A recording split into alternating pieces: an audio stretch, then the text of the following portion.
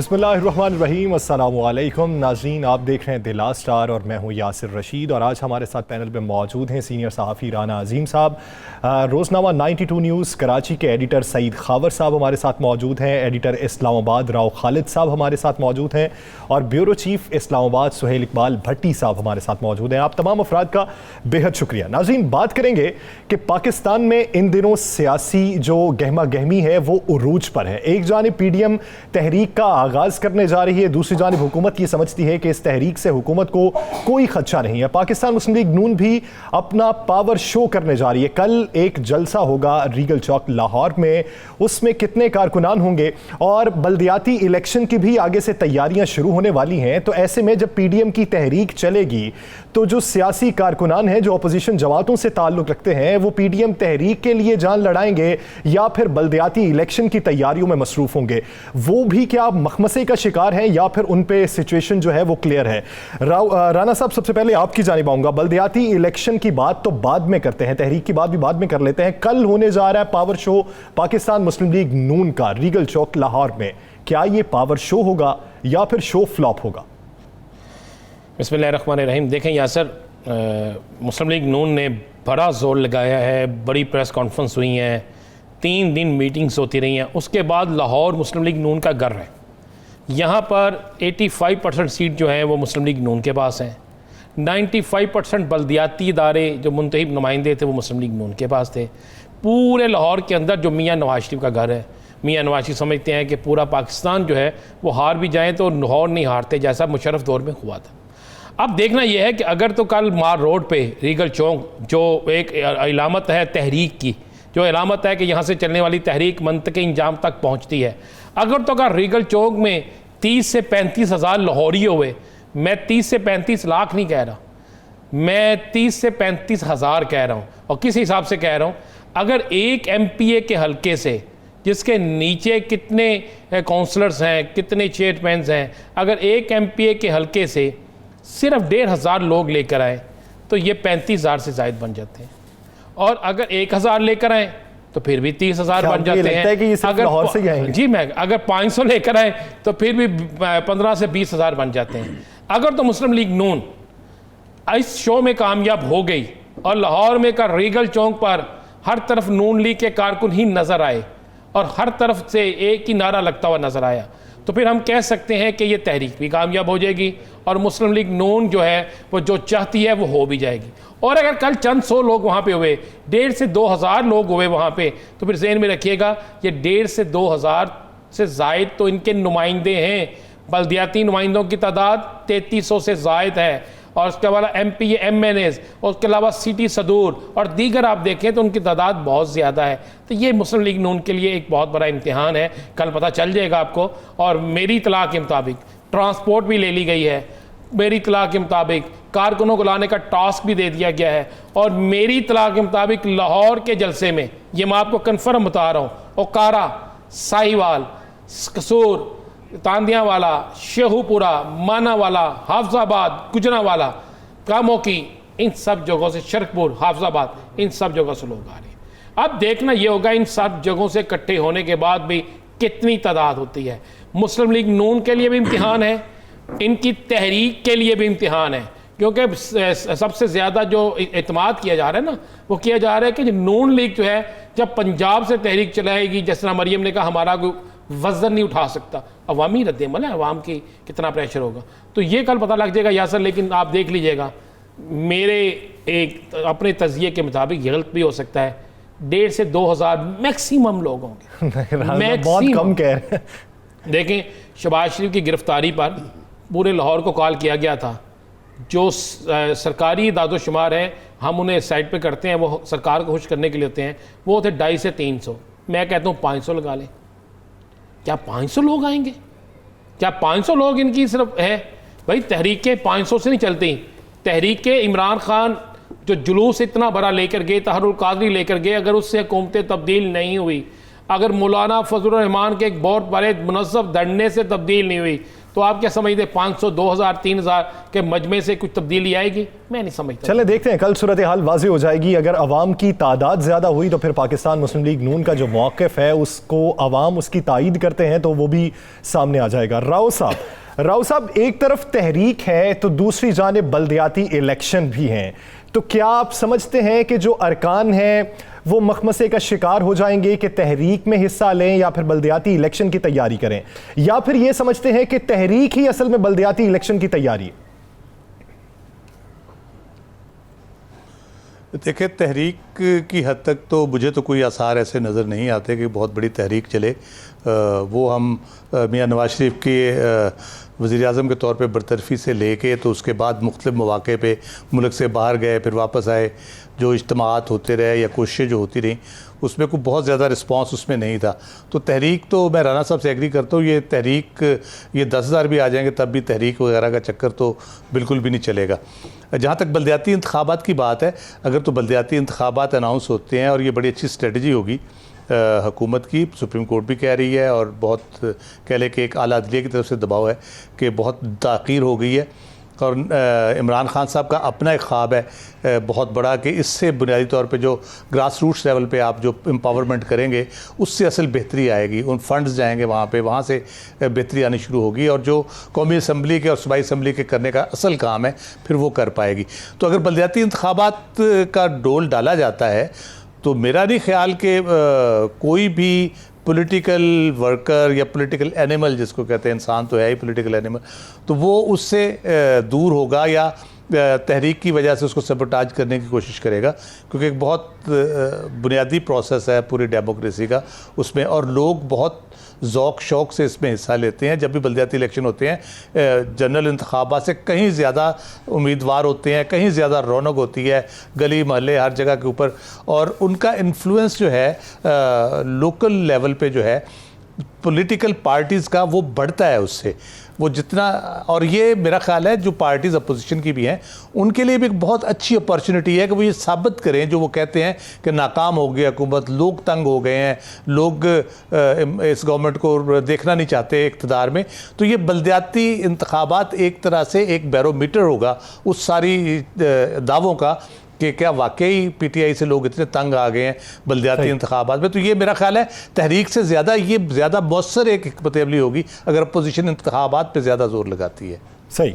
खबर साहब, जैसा कि मुस्लिम लीग नून की रहनुमा मरीम नवाज़ साहिबा का ये कहना है कि वक्त से पहले ये हुकूमत गिर जाएगी, ये खाम ख्याली है हुकूमत की कि वो हमें झुका सकती है, हमारा वोट बैंक कम नहीं हुआ ज़्यादा हुआ है। आपकी राय में खाम ख्याली में कौन है, अपोजिशन या हुकूमत?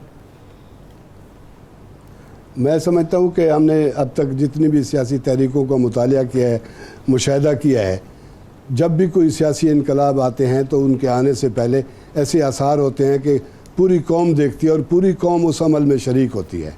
इस वक्त जो सूरत हाल चल रही है, एक नया बयानिया सामने आया है पंजाब में ज़िया-उल-हक के बाद और नवाज शरीफ के 30 सालों भुट्टो साहब के बाद जो बयानिया आया वो उसमें हमेशा प्रो इस्टेब्लिशमेंट रहा है पंजाब। अब ये इस बयानिए की आजमाइश है, इनको अवाम में जाना चाहिए अपने बल्दियाती इंतखाबात के ज़रिए। ये अगर तहरीक में जाएंगे हुकूमत के लिए बहुत बड़ा अच्छा मौका है कि वो दिसंबर जनवरी में बल्दियाती इंतखाबात का ऐलान करके कौम को इस बल्दियाती इंतखाबात में ला सकते हैं और अपोजिशन को आजमाइश में डाल सकते हैं। असल मसला ये है कि अपोजिशन इस वक्त अपने अंदरूनी सतह पे भी आपस में भी इनके इतने बखेड़े हैं, इतने मसाइल हैं कि वो उनसे नहीं निकल पा रहे। इनका एक बयानिया रैबर कमेटी में नहीं बन सका तो तहरीक में जाके क्या बनेगा।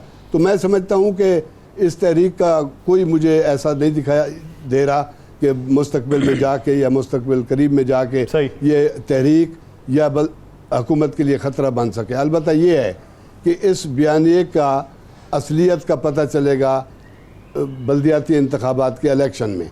अगर उसमें मुस्लिम लीग नून अपनी सबका पोजीशन 70% भी बचा लेती है तो मैं समझता हूँ कि आने वाले दिनों में तहरीक इंसाफ को, हुकूमत को मुस्लिम लीग नून टफ टाइम दे सकती है। भट्टी साहब, क्या समझते हैं कि क्या पाकिस्तान मुस्लिम लीग नून के अंदर इंतशार किस हद तक है?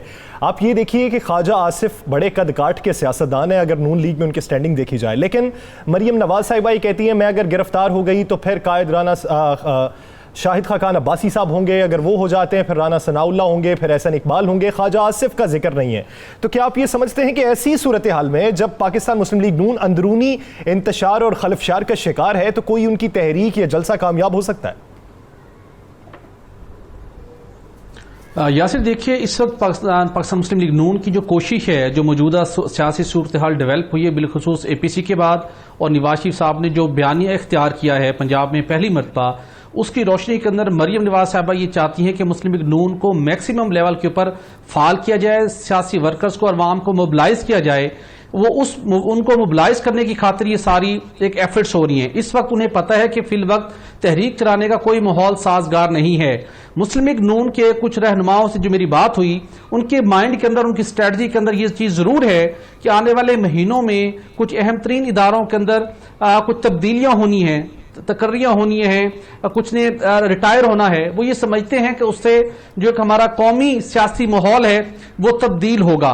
और उन्हें पता है कि पाकिस्तान पीपल्स पार्टी और उसके अलावा जमीयत उलमा इस्लाम वो पॉलिटिकल और अपोजिशन का लीडिंग रोल प्ले नहीं कर सकती जो मुस्लिम लीग नून ने पिछले कुछ महीनों के अंदर वर्कर्स को और अवाम को मोबिलाइज करने की कोशिश की है। तो इस वक्त उनकी स्ट्रेटजी सारी यही है कि अगले 2 से 3 माह तक पब्लिक को मोबिलाइज किया जाए। चूंकि मुस्लिम लीग नून की टॉप लीडरशिप ये समझती है कि उनके जो केसेस हैं, पाकिस्तान पीपल्स पार्टी के बरक्स उनकी ये स्ट्रेटजी है कि अदालतों के अंदर तो जो कुछ उनके साथ होना था हो चुका। अरशद मलिक जो एहतसाब अदालत के जज थे, जब उनका ड्रॉप सीन जो हुआ उसके बाद वो समझते हैं कि हमने जो इंसाफ हासिल करना है, इस कौमी जो सियासी फजा है उसको तब्दील करके हुकूमत पर प्रेशर बिल्ड करके और इदारों को इस बात पर मजबूर करना है कि वो उनके साथ बैठकर बात करें। चूंकि वो कहते जरूर है अमली तौर के ऊपर, जबानी तौर पर कहते जरूर हैं कि हमें अदालतों से इंसाफ मिलेगा, हमें यकीन है, लेकिन वो एफर्ट्स जो उन्होंने अदालतों में करनी थी वो तमाम तर एफर्ट्स उन्होंने बाहर शाहराहों पर शिफ्ट कर दी है कि अवाम को मोबिलाइज किया जाए और मुस्लिम लीग नून को एक प्रेशर बिल्ड करने वाली जमात के तौर के ऊपर मुतारिफ करवाया जाए ताकि कुछ बातचीत बन सके। पाकिस्तान पीपल्स पार्टी ऐसा मोमेंटम बिल्ड नहीं कर सकती। मौलाना फजल रहमान अगर ऐसा मोमेंटम बिल्ड करते हैं तो उसके ऊपर एक मजहबी छाप जरूर दिखाई देती है कि मदारिस के लोग हैं। तो उसी सिलसिले के अंदर ये कोशिश कर रहे हैं, लेकिन डेफिनेटली बल्दियाती इंतखाबात के अंदर ये वाजे करेगा कि इनकी सारी एफर्ट्स से इनको क्या कुछ हासिल हुआ है। यानी बल्दियाती इलेक्शन जो है वही सबका इम्तिहान है, उसका नतीजा ही सबकी सियासत का फैसला कर सकता है। राना साहब, ब्रेक पे जाना है, उससे पहले आप क्या समझते हैं कि इस वक्त ख्वाजा आसिफ साहब की स्टैंडिंग क्या है और वो अराकीन जो इदारों से मुतसादिम रवैया और बयानिया उसके मुखालिफ खड़े हैं, उनकी स्टैंडिंग क्या है? देखिए, बड़ी क्लियर है। ख्वाजा आसिफ ने जो आसिफ अली जरदारी के मुतल्लिक़ बयान दिया निजी TV में, जिस पे आज बड़ा शोर मचा है, क्या ख्वाजा आसिफ कोई पागल तो नहीं है, कोई बच्चे तो नहीं है? उन्होंने बिल्कुल सोच समझ के दिया है। ख्वाजा आसिफ समेत एक बहुत बड़ा हल्का है इनकी अपनी जमात के अंदर जो तसादम की सियासत से दूर रहना चाहता है और उस तसादम की सियासत से दूर रहेगा। ये मैं आपको लिख के देता हूँ, दूर रहेगा और किसी सूरत में नहीं वो सामने आएगा। आने वाले दिनों में आपको नज़र आ जाएगा। और मैं एक बल्दियाती इलेक्शन के हवाले से एक खबर ब्रेक करता चलूँ। बल्दियाती इलेक्शन जब इनकी तारीख पीक पे होगी तो उस वक्त तक बल्दियाती इलेक्शन अनाउंस हो चुके होंगे और इनकी तहरीक के दौरान ही बल्दियाती इलेक्शन होंगे। और बल्दियाती इलेक्शन वो लड़ेगा जिस कारकुन पर एंटी पाकिस्तान, यानी ऐसे मुकदमात नहीं होंगे जो अदारों के ऊपर तकारीर या तहरीक के सूरत में होते हैं। तो ऐसे मुकदमात उन्हीं लोगों पे होंगे जो तहरीक का हिस्सा बनेंगे। तो इससे कई मुस्लिम लीग नून के ऐसे बेहतरीन वर्कर जो इस तहरीक में जाएंगे वो बल्दियाती इलेक्शन से महरूम हो जाएंगे और हुकूमत फ़ायदा उठाएगी। अब हो ये रहा है कि मुस्लिम लीग नून की एक बड़ी अक्सरियत जो बल्दियाती इलेक्शन की तैयारी कर रही थी, उन्होंने तहरीक का हिस्सा बनने से इनकार कर दिया। यानी हुकूमत ने तहरीक के आगाज तक के लिए बल्दियाती इलेक्शन का जो कार्ड है वो छुपा के रखा है, वो तब शो किया जाएगा। नाज़रीन, सियासी मंजरनामे पर मजीद भी बात होगी। यहाँ वक्त हुआ एक शॉर्ट ब्रेक का। Stay with us.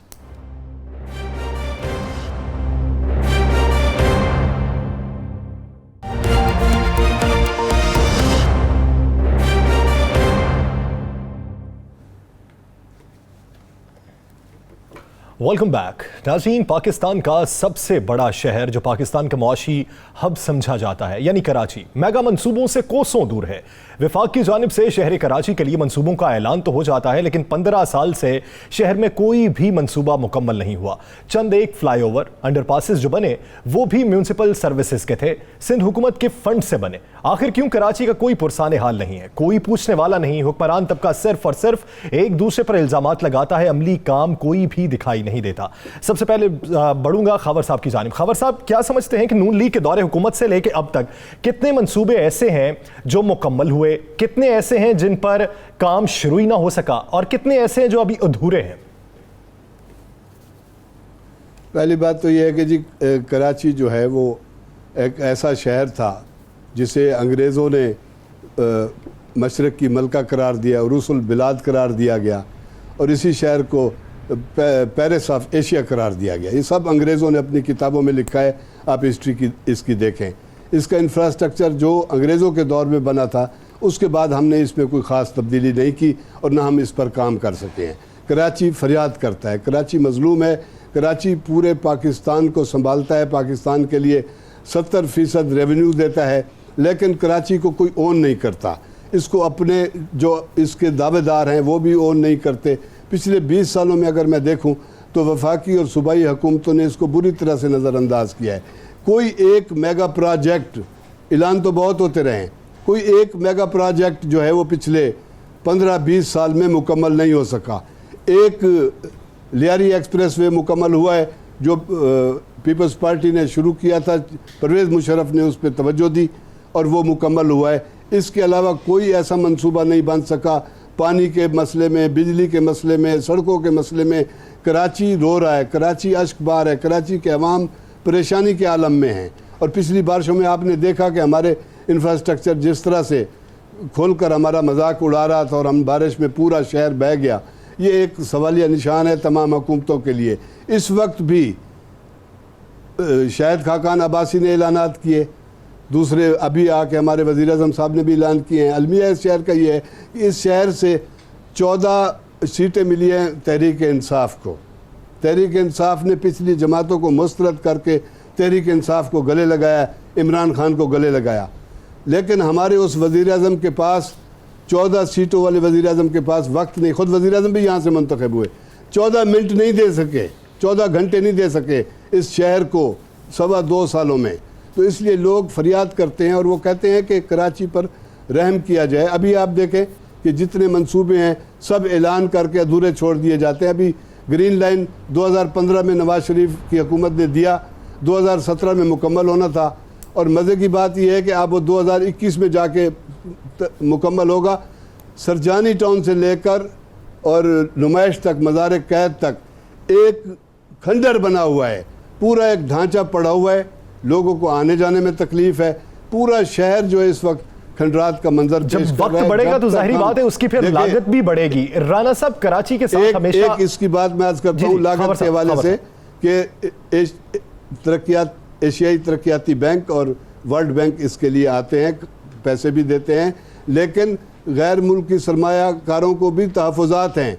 आपके शहर का इंफ्रास्ट्रक्चर नहीं होगा तो कोई इस शहर का रुख नहीं करेगा। जाहिर बात है। राना साहब, कराची के साथ हमेशा मजाक ही क्यों होता है? यानी ग्रीन लाइन मंसूबे वाला मजाक हो जाए, शहरों में सड़कों की बहाली का मजाक हो जाए, या फिर कचरा उठाने के हवाले से हो जाए। 25 अरब शाहिद खाकान अब्बासी साहब के दौर वाला अभी तक नहीं लग सका, अब ये 1100 अरब वो अभी तक पटारी से बाहर नहीं निकल सका, तो बनेगा क्या कराची का? देखें, कराची पे अगर आप कहें कि वफाक की हुकूमत या किसी और का कसूर है, मैं समझता हूँ कराची के अंदर कराची की सियासी जमातों, कराची से तल्लक रखने वाली हुकूमतों, सिंध से तल्लक रखने वाली हुकूमतों का कसूर है।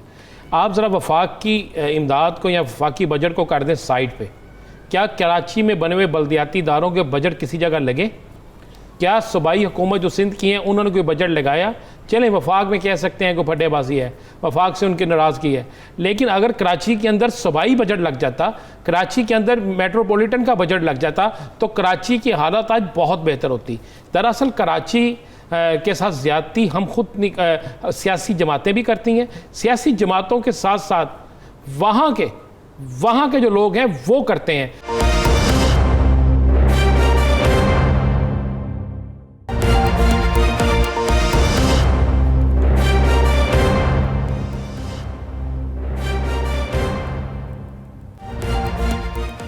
वेलकम बैक नाज़रीन। बात हो रही थी कराची की। कराची में इंफ्रास्ट्रक्चर की बहाली तो नहीं हो पा रही, कानून की पासदारी कैसे होती है वो भी आपने देख लिया। अहम खबर जो हमारी न्यूज़ में शामिल की उसमें यह था कि निहाल हाशमी की फैमिली जो थी वो एक सड़क पर जा रही थी कि उनकी गाड़ी की टक्कर हुई।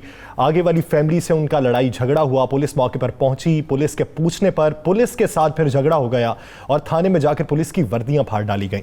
राना साहब, जहां सियासतदान अपना असर व रसूख से अजारादारी हर इदारे पर अपना सियासी शख्सी हक समझें, वहां पर तब्दीली किस तरह से आएगी? मुमकिन नहीं है ना। देखें, कराची में सियासतदानों ने जिसके इससे जो आया उसने उतना ही अपना खा लिया, जिसको जो मिला वो ले उड़ा, जिसके पास जो फंड थे उसने ज़ाती मलकियत बना ली है। अब कराची के अंदर जो हुआ है, अभी हम दिखा रहे हैं निहाल हाशमी।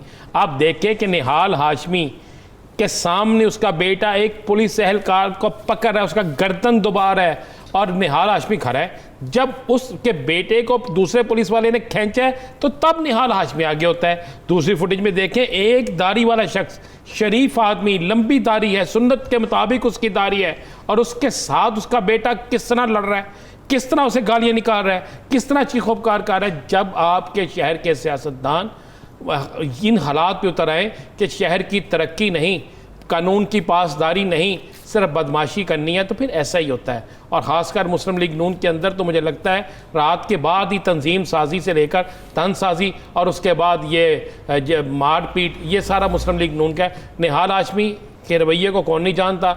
आज अपोजिशन में होने के बावजूद वो ये सब कुछ कर रहे हैं, उनका बेटा कर रहा है। ये आम सी बात नहीं है कि एक पुलिस एहलकार को पकड़ कर मारना, उनकी वर्दियां फाड़ देनी, उनकी गर्दन दबाने की कोशिश करनी, आम शहरियों से लड़ना, तो उसके बाद आप यानी अगर इख्तिदार में हो तो फिर सूरत हाल का खुद ही अंदाजा लगा लें कि इख्तिदार में होने के बाद क्या होता है। राव साहब, क्या कराची को लिसानी सियासत की मार पड़ती है या फिर इलाकाई सियासत की मार पड़ती है या फिर पार्टी की वजह से? यानी एक पार्टी बरसर इख्तिदार है सूबाई सतह पर, दूसरी पार्टी विफाकी सतह पर है, इस वजह से क्लैश में कराची रुल जाता है। देखिए, कराची पे जिस तरह से गलबा रखा गया है लिसानी बुनियादों के ऊपर पिछले 30-40 साल से, उसने उसकी जो रूह है, वो लोगों की जो रूह है एक, या लोगों के अंदर जो जज्बा है उसको बनाने का, ठीक करने का या एहतजाज करने का, इवन वो तक उससे छीन लिया है। एक इशारे पे सारे काम होते थे, उसी उनका एक ख़ास मैकेनिकल, जिसको कहते हैं मशीनी तरीके से चीज़ें चलती थी। एक ऑर्डर आता था लंदन से कि सुबह हो गई है तो वो कहते सुबह हो गई है, वो कहते रात हो गई है तो रात हो गई है। वो जो मैकेनिकल एक सिस्टम पूरा चला, उसमें जो कराची की अपनी रूह थी, जो लोगों की रूह थी, जो वहाँ के लोगों में जज्बा था, जितनी वहाँ वर्सटैलिटी है ज़ुबानों के हिसाब से, इलाके के हिसाब से, पूरे पाकिस्तान की रिप्रेजेंटेशन है कराची के अंदर। पख्तून है, पंजाबी हैं, सिंधी हैं, बलोची हैं, उर्दू स्पीकिंग है, एक बहुत कह ले कि गुलदस्ता उसको हम कह सकते हैं। और ये होता था गुलदस्ता, पनाह देता था कराची लोगों को, लेकिन उसको बर्बाद किया गया इस तरह से। पाकिस्तान के इकनॉमिक हब को बर्बाद किया गया। मैं तो कहूँगा एक डेलिब्रेट एफर्ट थी कि इसको पूरी तरह से बर्बाद कर दिया जाए। एक उम्मीद की किरण नज़र आई थी, क्योंकि इमरान खान की हुकूमत ने बड़े शहरों के, कराची को देखते हुए बड़े शहरों की बेहतरी का एक इकदाम उठाने शुरू किए हैं। लाहौर का भी है उसमें प्लान, फैसलाबाद का भी है, हैदराबाद का भी है, कराची का भी है, पेशावर का भी है। लेकिन मुझे ये दिखाई दे रहा है कि सारे दावों वादों के बावजूद कराची फिर सियासत की नज़र होने जा रहा है। जिस किस्म के बयानात, सारा कुछ तय होने के बाद, पैकेज तय होने के बाद, चीज़ें तय होने के बाद, प्रायोरिटीज़ तय होने के बाद जिस किस्म के बयानात दिए जा रहे हैं, जिस तरह से कंट्रोवर्सी पैदा करने की कोशिश की जा रही है, तो ये जो गैर मुखलिसाना किस्म की अप्रोच है पॉलिटिकल लीडरशिप की तरफ से, चाहे वफाक की हो, चाहे सूबे की हो, चाहे बल्दियाती हो, तो उसकी वजह से ये सारी मुश्किलात हैं और ये रहेंगी अगर इसको नहीं एड्रेस किया जाता। फिर ये कहते हैं कि हर जगह पे आप जो है वो फ़ौज आ जाती है या फ़ौज से काम लेना पड़ता है आपको, तो क्या करें, मजबूरी है। आप वहाँ पे अगर आप पैसे देते हैं तो फेडरल गवर्नमेंट को एतमाद नहीं है। स्टेक होल्डर जो है वो मिल बैठकर फैसला नहीं करेंगे तो फिर मुश्किलात का सामना तो करना पड़ेगा। भट्टी साहब, आपको क्या लगता है कि अब की बार के जो ऐलान करदा मंसूबे हैं, एक तबके की जानिब से उस पर फतह के शादियाने बजाए गए, फिर बयानबाजी शुरू हो गई, अब अलग सूबे का हुसूल, ऐसे में कराची का क्या बनेगा? यहाँ से देखिए, जितने मर्जी आप ऐलानात कर लें, फंड्स की जारी करने की अनाउंसमेंट कर दें, फंड्स जारी कर दें, फिर भी कराची की तामीर नौ नहीं होगी। देखिए मामला ये है कि जो ऑनरशिप की बात की जाती है, लसानी बुनियाद की बात की जाती है, वहां पर तो सारे मसाइल मौजूद हैं, लेकिन आप ये देखिए कि मुल्की तारीख का सबसे बड़ा स्कैंडल, जाली बैंक अकाउंट्स का स्कैंडल, मनी लॉन्ड्रिंग का स्कैंडल, वो कराची उसका मरकज है, कराची उसकी बेस है। ये जो स्टैब्लिश करता है कि कराची के मुख्तलिफ इदारों में वहां पर इतनी अट्रैक्शन है कि किसी भी जमात के लिए कि जहां पर वो अरबों खरबों रुपए का माल बनाने के लिए वहां पर यूज इस्तेमाल कर सकते हैं, लेकिन उनकी विल नहीं है। विल नहीं है तो कराची की तमीर नौ की नहीं है, अगर विल नहीं है तो कराची की आवाम की मुश्किलात हल करने की नहीं है। तो मसला यहां पर मौजूद है। कोई भी जमात हो, पाकिस्तान पीपल्स पार्टी हो या दीगर कोई जमात हो, जब उनके लोगों की वहां पर विल होगी कि हमने कराची को अब संवारना है, बहुत हो गया, कराची की तामीर नौ करनी है, वहां पे ना फंड्स का मसला है। एनएफसी अवार्ड के तहत पंजाब के बाद सबसे ज्यादा रकम, तकरीबन 600 अरब रुपए सालाना के लगभग रकम सिंध को मिलती है। सिंध रेवेन्यू बोर्ड खुद रेवेन्यू जनरेट करता है। उसके बाद और बहुत से उनके वहां पर फंड्स के वसाइल उनके पास मौजूद हैं, लेकिन अमली तौर के ऊपर क्या कुछ होता है वो हालिया बारिशों ने सबके सामने उनका कच्चा छट्टा खोल कर रख दिया। तो मामला यह है, तमाम बड़े स्टेक होल्डर्स को बैठकर अब ये एहसास करना होगा कि वो कराची जो पाकिस्तान के ओवरऑल रेवेन्यू के अंदर जिसका कलीदी किरदार है, वो कराची जिसने मुल्क भर के लोगों को रोजगार फराहम किया, जो तबाहाली से दो चार है, अब उसकी तमीरें नौ करनी है। वो पानी के मंसूबे हों, वो सीवरेज के मंसूबे हों, वो शाहराहों की तमीर के मंसूबे हों, उनको मुकम्मल करना है। आप एक टाइम लाइन मुकर्रर कीजिए, चीजें बिल्कुल हो सकती हैं, उनकी मॉनिटरिंग आप कीजिए, एक विल का मुजाहरा करना होगा। और सबसे बढ़कर ये है, अगर ये जो जाली बैंक अकाउंट स्कैंडल था मुल्क की तारीख का सबसे बड़ा स्कैंडल, इसको हमने सियासी मफादात को बलायताक रखते हुए मंतकी इंजाम तक पहुंचा दिया, तो वो टर्निंग पॉइंट होगा कराची के बेहतर होने के हवाले से। सही टर्निंग पॉइंट होगा जिसमें तमाम स्टेक होल्डर्स मिल बैठेंगे, जिस तरह अभी बैठे थे तमाम स्टेक होल्डर्स के जुमला मैं अर्ज करूंगा। जी जी जी खबर साहब, कि कराची को एक बाबाए शहर चाहिए, जमशेद नसरवान जी मेहता जैसा। 1930 में अंग्रेज़ों का दौर था। 1930 में जमशेद नसरवान जी मेहता पहले मुंतखब मेयर हुए कराची से। उन्होंने इस शहर की जोन बदल कर रख दी। गो के अंग्रेज़ इस्टेब्लिशमेंट की मदद हासिल थी उनको, लेकिन उन्होंने इंफ्रास्ट्रक्चर जो इस वक्त कराची का है, जिसमें हम कोई तब्दीली नहीं कर सके, कोई इजाफा नहीं कर सके, ये जमशेद नसरवान जी मेहता का है। वो इस शहर को अपना समझते थे और इस शहर के रोज़ाना वो कहते थे कि सीने पर हाथ रख कर कि अगर 5 लोग भी ये कहें कि ये कराची मेरा है, कराची मेरा है, कराची मेरा है, कराची मेरा है, तो कहने लगे ये शहर हमेशा अमन व आशती का मरकज़ रहेगा और मुआशी मरकज़ रहेगा।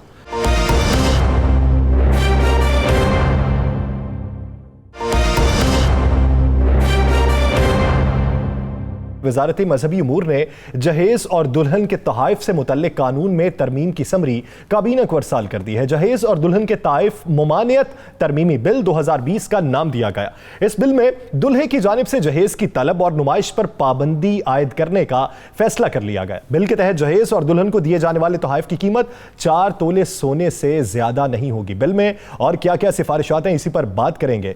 भट्टी साहब, कहिएगा कि इस बिल से क्या इन रवायात का खात्मा हो जाएगा?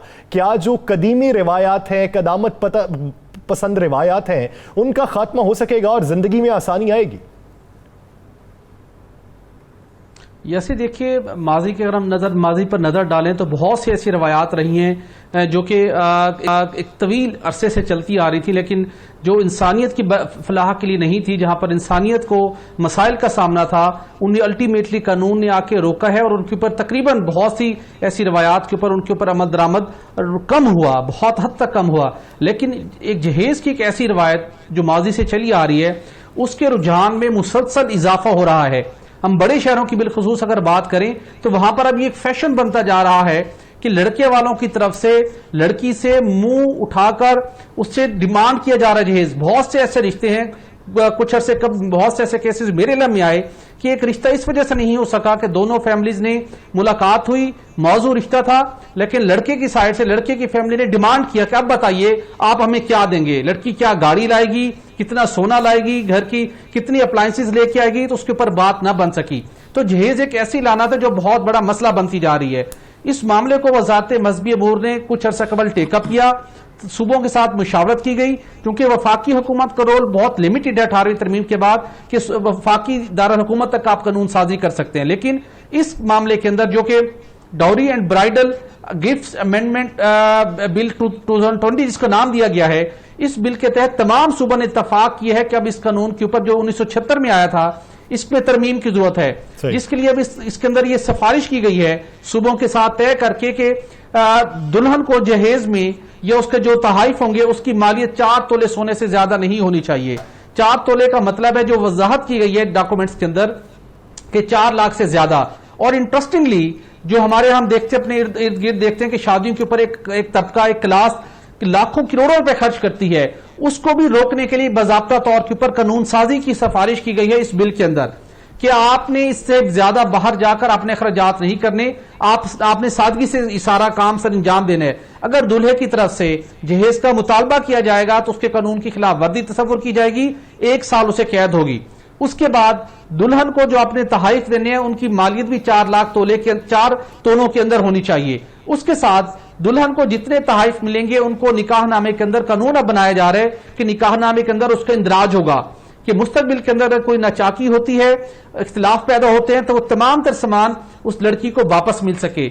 उसके साथ साथ एक ये मामला किया गया है कि जहां पर इस कानून की अमलदारी नहीं होती, बिलखसूस सूबों की हद तक सूबों ने इस बात के ऊपर इत्तफाक किया कि वफाकी हुकूमत इस बात का आगाज करे, कानून साजी करे, इंप्लीमेंट करे। सूबा पंजाब, सिंध, खैबर पख्तूनख्वा, बलोचिस्तान, इवन आजाद कश्मीर और गिलगित बल्तिस्तान ने भी इससे इत्तफाक किया है कि इसको मुआशरे के अंदर राइज करने की अशद जरूरत है और इस कानून के ऊपर अमल दरामद की जरूरत है। इस्लामाबाद में यह कानून नाफिज होने के बाद दीगर सूबे भी इसके ऊपर अमल दरामद करेंगे। एक अच्छा इकदाम है जिससे बहुत से एक अच्छा इकदाम है, लेकिन देखना यह कि इस पर अमल दरामद किस हद तक होता है। राणा साहब, आप क्या समझते हैं कि सदियों से इसका खात्मा नहीं हो सका, अब क्या कानून नाफिज करके इसका खात्मा हो जाएगा कि कानून के साथ साथ हमें अखलाकियात का भी दर्स सिखाना होगा अब हमको? मुमकिन नहीं है, मुझे नज़र नहीं आता। देखें, हुकूमत का एक काम बहुत अच्छा है, काम बहुत अच्छा है, गरीब आदमी जो है उसके लिए तो ये बहुत बड़ी सहूलत है। लेकिन क्या आप समझते हैं कैसा हो जाएगा? क्या कोई लड़की वाला जाके शिकायत करेगा कि लड़के वाले हमसे जहेज मांग रहे हैं? ये बड़ा सवाल है। ये कोई नहीं करेगा। कौन चाहेगा कि उसकी बेटी का घर जो है बसने से पहले ही उजड़ जाए? ऐसा मुमकिन नहीं है। देखें, इस्लाम में तो ये जो कानून आज बन रहे हैं ये तो इस्लाम में पहले दिन से हैं। जिसने अपनी बेटी दे दी, इससे बढ़ के उसने क्या देना है? लेकिन यहाँ पर बेजा सवाल भी किया जाता है। और अच्छा, ना भी लड़के वाले सवाल करें, लड़की वालों को पता है कि हमने अपनी बेटी ब्यानी है, उसको फर्नीचर भी देना है, उसको जो सेट डालना है वो भी देना है, लड़के की माँ को भी सेट डालना है, और उसकी बहनों के लिए भी कुछ ना कुछ करना है, उसके भाइयों के लिए भी कुछ ना कुछ करना है। ये एक रस्म और रवाज चल रहा है और जो हमारा मुआशरा इसके बगैर आगे जा ही नहीं रहा। क्या आज से पहले किसी जहेज देने वाले को किसी शख्स ने पकड़ा? कानून तो मौजूद था ना, कानून हर जगह मौजूद था। क्या उस कानून पे अमल हुआ? किसी जगह पे नहीं हुआ।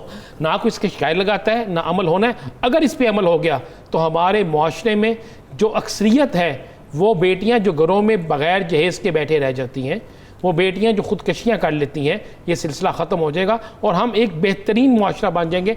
अल्लाह करे इस पे अमल हो जाए। राव साहब, आपको भी पता है कि वन डिश का कानून शादियों पर लागू होता है, लेकिन वो लागू किस हद तक होता है उसका इदराक सबको है। तो क्या इस कानून से कोई तब्दीली आ जाएगी? जैसा कि राणा साहब ने सवाल उठाया कि जाकर रिपोर्ट कौन करेगा? रिपोर्ट बहुत से लोग अपनी बेटियों का घर बसाने के लिए नहीं करते, तो क्या सिर्फ कानून ही होना चाहिए या फिर कोई और रास्ता भी होना चाहिए? देखिए, ये रवैयों में तब्दीली के बगैर ये चीज़ तब्दील नहीं हो सकती। हमारे रवैयों में ये चीज़ शामिल हो चुकी है। एक तरीक़ाकार बन गया है कि शादी में किस तरह से होना है, 7 फंक्शन और उसके बाद मुख्तलिफ़ रसूमात, और जिस तरह से ये डावरी का सिलसिला है, एक लंबी चौड़ी लिस्टें। समटाइम्स मैं ये नहीं कहता कि लड़के वालों की ही डिमांड होती है, समटाइम्स लड़की वाले भी अगर बहुत मालदार हैं तो शो ऑफ़ करने के लिए वो ख़ुद बहुत कुछ कर रहे होते हैं।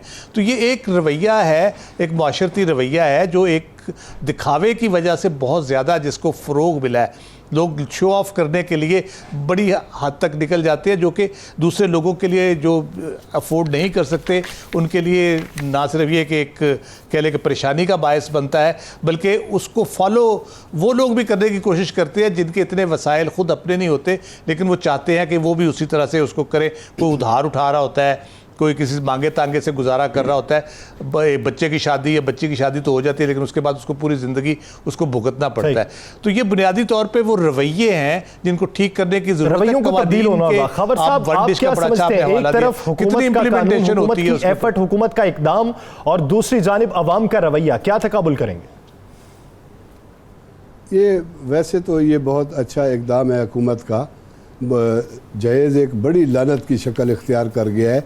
इसकी वजह से घरों में सैकड़ों बच्चियां बैठी हुई हैं मुआशरे में और बूढ़ी हो जाती हैं। बाज़ औक़ात तो मैंने कई ऐसे घर देखे हैं कि कुरान से शादी कर देते हैं, और सिर्फ इसलिए कि बेटी और बहन को कुछ देना ना पड़े। लेकिन ये जहेज़ वाली बात जो है इन्होंने बहुत अच्छा किया है। इससे ये होगा, कानून तो बहुत बनते रहते हैं लेकिन इस मुल्क में कवानीन पर अमल दरामद नहीं होता।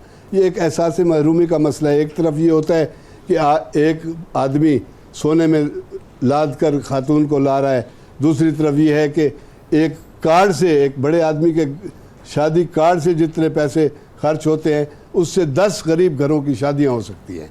तो ये एक तजादात हैं मुआशरे में हमारे, और तजादात है। रवैयों में तब्दीली लाना होगी। जब तक रवैया तब्दील नहीं हो सकता तब मुआशरे में कोई बेहतरी नहीं आ सकती। नाज़रीन, आगे बढ़ेंगे और कुछ सियासी बात करते हैं कि एक जानिब हुकूमत के खिलाफ तहरीक चलाई जा रही है, PDM में तमाम सियासी जमातें इकट्ठी हैं। पाकिस्तान मुस्लिम लीग नून का रवैया अलग सा है, जबकि पाकिस्तान पीपल्स पार्टी और ANP का रवैया अलग सा है। तो राना साहब, क्या समझते हैं ये दो रवैयों में इस वक्त जो तब्दीली आ चुकी है? एक तरफ मज़ाहमत पूरी खुल के सामने आ रही है, दूसरी तरफ मफाहमत दिखाई दे रही है। तो क्या ये जो इस वक्त अलायंस है ये आगे बढ़ पाएगा? या सर, मुझे ये अलायंस आगे बढ़ता हुआ नज़र नहीं आ रहा। मुझे दाद देनी पड़ेगी बिलावल भुट्टो को और असफ अली जरदारी को। उन्होंने बेहतरीन तरीके से खेला। मियाँ नवाज शरीफ को इन किया। मियाँ, आप जो वो गाली नहीं निकाल सकते थे, आप जो वो सख्त बात नहीं कर सकते थे, आप जो वो तनकीद नहीं कर सकते थे, वो उन्होंने बिल्कुल मियाँ मोहम्मद नवाज शरीफ के ज़रिए तनकीद भी करा दी। मियाँ मोहम्मद नवाज शरीफ को मुतनाज़ भी बना दिया और मियाँ नवाज शरीफ जो है उसके लिए आगे गला भी खोद दिया और अपना एक बदला भी ले लिया। वो बदला जो नवाज शरीफ तकरीरों में आसफ अली जरदारी के खिलाफ करते थे, जो नवाज शरीफ तकरीरों में इन्हें बड़ा बुरा कहते थे, जो नवाज शरीफ के बनाए हुए केसेस आसफ अली जरदारी कई साल जेल भुगतते रहे, उसका कमाल बदला लिया है। आप देखें कि नवाज शरीफ जो है उसे तो जलती हुई आग के आगे फेंक दिया। वो हो गया उसने की हमाकतें, उसका भारतीय ज़बान बोलना, उसका अदारों के खिलाफ तकरीर करना, अहम कौमी राज अफशा करना। और दूसरी तरफ आप देखें जो जमात APC करार रही है, जो मियाँ नवाज शरीफ को दावत दे रही है, जिसकी मियाँ नवाज शरीफ तारीफ कर रहा है, क्या बिलावल भुट्टो का आपको कोई सख्त बयान नजर आया? कोई नहीं है। क्या आसफ अली जरदारी का सख्त बयान नजर आया? फर्द जुर्म के बाद नहीं आया? नहीं आया ना। तो मुझे एक बात बताएं, कैसा खेल गए हैं वो? उन्होंने एक तीर से दो शिकार किए, अपना मुखालफ, अपना बदला भी मियां नवाज शरीफ से ले लिया और नवाज शरीफ की जमात का भी बेड़ा गर्क। राव साहब, आप क्या समझते हैं? राना साहब जिस तरह कह रहे हैं कि कार्ड खेल गई है पीपल्स पार्टी, आपकी नजर में कार्ड पीपल्स पार्टी ने खेला है या नून लीग खेल गई? मेरा ख्याल है नून लीग के लिए तो 4 दिन की चांदनी थी जो कि अब ख़त्म हो चुकी है। अब तो वो तकरीर भी नहीं कर पाएंगे, ना अपने जज्बात का इजहार कर पाएंगे। मेरा ख्याल है पीपल्स पार्टी ने बड़ा सही टाइम पे उनको एक ओपनिंग दी और वो उस ट्रैप में आए और उन्होंने खुल के अपना जो वो कह सकते थे उन्होंने कह दिया। और ख्वाजा आसिफ का जो बयान है वो आप ये ना भूलें कि उनका जो ताल्लुक़ है आसिफ जरदारी से, फ़ारूक नायक साहब से, वो किसी से ढका छुपा है। वो एक तरीके से रिश्तेदार भी हैं आपस में। आसिफ जरदारी से उनकी बहुत ज़ाती दोस्ती भी रही है ख्वाजा आसिफ साहब की। तो मुझे तो थोड़ा सा शक पड़ता है कि इस सारी सूरत हाल को सबोटाज करने में को उनका भी इशारा शामिल है, जो ख्वाजा आसिफ साहब ने आसिफ जरदारी साहब के खिलाफ जो बयान दिया है। तो ये सबोटाज करने की कोशिश भी नहीं। मैंने पहले दिन से कहा था, क्या ये वाकई पाकिस्तान तकसीम बढ़ेगी इससे, या फिर इस बार जिस तरह दीगर सियासी जमातें हर बार अलायंस में बाहर भाग जाती थी जिसमें नून लीग सरफहरिस्त थी, तो क्या आपकी बार पीपल्स पार्टी दगा दे जाएगी?